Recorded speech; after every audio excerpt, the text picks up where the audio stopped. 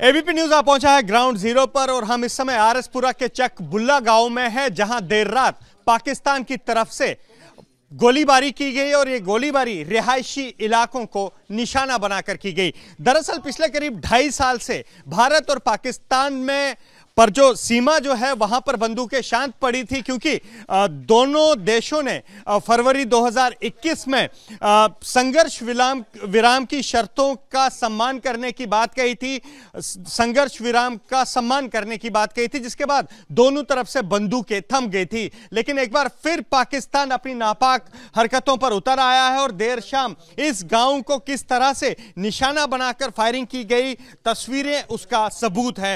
हम चक बुल्ले गांव के पवन कुमार के घर में है, जहां देर रात एक मोर्टार शेल आकर गिरा है। मोर्टार शेल पवन के घर के इस दीवार पर आकर लगा, जिसके बाद घर की क्या दशा हुई है वो मैं आपको तस्वीरों में दिखा रहा हूं। जहां पर ये शेल गिरा है उसके साथ ही ये एक छोटी सी किचन है, रसोई घर है, और शेल लगने के बाद दरवाजे का क्या हश्र हुआ है ये आप देख सकते हैं। दरवाजे का एक हिस्सा जो है वो पूरी तरह से उसके परखच्चे उड़ गए हैं और अंदर किचन का क्या हाल है आप देख सकते हैं।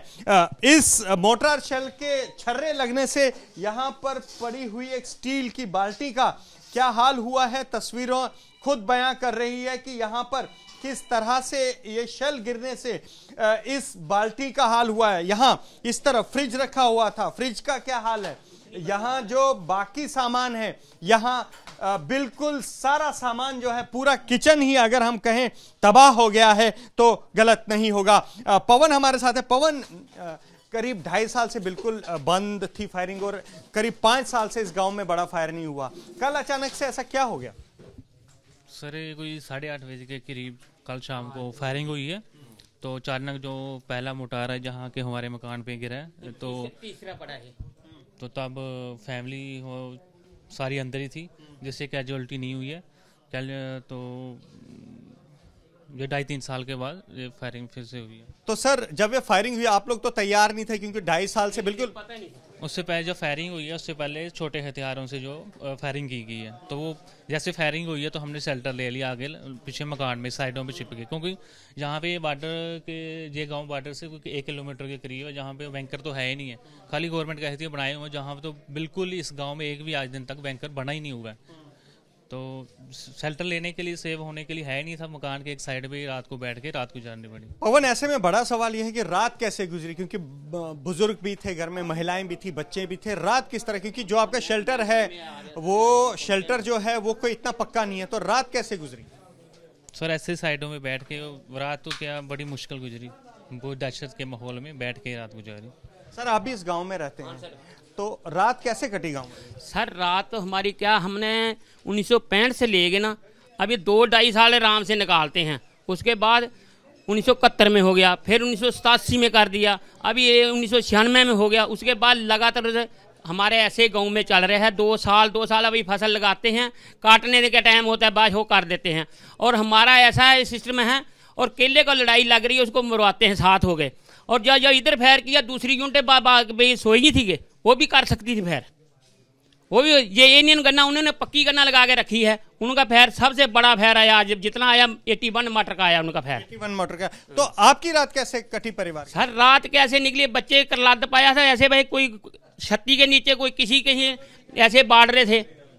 हाँ, और कैसे गुजरे इनको पता नहीं कैसे गुजर रही है। और जब आएंगे बाद में बड़े बड़े वादे करेंगे हमारे साथ, हम ये कर देंगे वो कर देंगे, कुछ नहीं करते।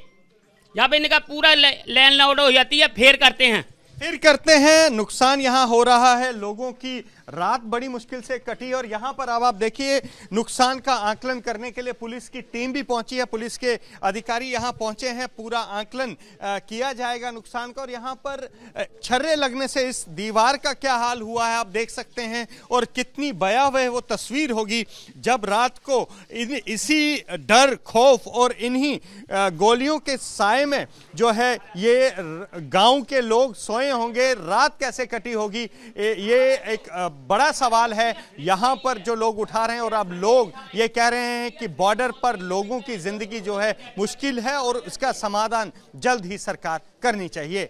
पाकिस्तान ने जम्मू के आरएसपुरा सेक्टर में सियालकोट के हरनाली और तेबोवाली पोस्ट से लगातार फायरिंग कर भारत के सीमावर्ती गांव को निशाना बनाया है। हम जिस गांव में हैं ये बॉर्डर से, सीमा से महज करीब 1 किलोमीटर दूर है और जो टीवी स्क्रीन्स पर आप इलाका देख रहे हैं ये पाकिस्तान के सियालकोट का इलाका है, जहां से बीती रात भारत के रिहायशी इलाकों को टारगेट किया गया। हम जिस गांव में खड़े हैं इस गांव में करीब रात भर न केवल छोटे हथियारों से फायर होता रहा बल्कि कुछ मोर्टार शेल भी पाकिस्तान की तरफ से दागे गए इन रिहायशी इलाकों को निशाना बनाकर, और यहां पर 5 से 6 मोर्टार शेल जो हैं वो इस गांव में गिराए गए थे। हालांकि जैसे ही करीब 7:30 और 8 बजे के बीच फायरिंग शुरू हुई, इन गांव वालों ने एहतियातन पूरे इलाके की लाइट्स यानी कि बिजली बंद कर दी थी, लेकिन उसके बावजूद यहां पर टारगेट बनाकर फायर किया गया। सर पवन जी, जब ये रात को फायर हुआ तो आपने यहां पूरी बत्तियां बंद हो गई थी? नहीं,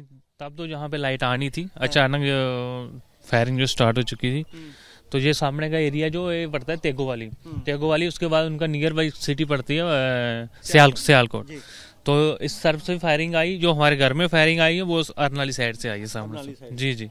तो ये काफी दिनों बाद ये फायर हुआ? हाँ सर, ये कोई 3-4 साल के बाद जो फायरिंग हुआ है। हाँ। अभी मोटर 81 mm का था जो मोटर शेलिंग जो हुई है रात को। तो रात को कितने 5 से 6 मोटर शेल मुझे बताया गया है गिरे? हाँ जी, गांव एक तो हमारे घर में गिरा, गांव के आके पीछे 6 से 7 के बीच में गिरे हैं। छोटे हथियारों से पूरी रात फायरिंग? छोटे से पूरी रात फायरिंग चलती रही है। तो यहाँ से बॉर्डर कितनी दूर है? यहाँ से मात्र 1 किलोमीटर। सामने देख सकते हो ये पोस्ट है, इसके साथ वाली उनकी दिखाई दे रही है जहाँ तिरंगा झंडा लगा हुआ। ये इस तरफ अगर मैं देखूं तो ये सामने भारत की पोस्ट है। इस तरफ से मैं अपने कैमरामैन को कहूंगा वो जो पीछे आप देख रहे हैं यहाँ से करीब 1 किलोमीटर की दूरी पर ये भारत की पोस्ट है और उसके बाद पाकिस्तान का सियालकोट का इलाका शुरू होता है। और ये वही सियालकोट का इलाका है जहां से लगातार बीती रात पाकिस्तान ने फायरिंग की और न केवल छोटे हथियारों से बल्कि मोर्टार शेल दागकर यहां भारतीय इलाकों को, भारतीय रिहायशी इलाकों को निशाना बनाया। कैमरा पर्सन मक्खन के साथ अजय वास्तु, एबीपी न्यूज, आरएसपुरा।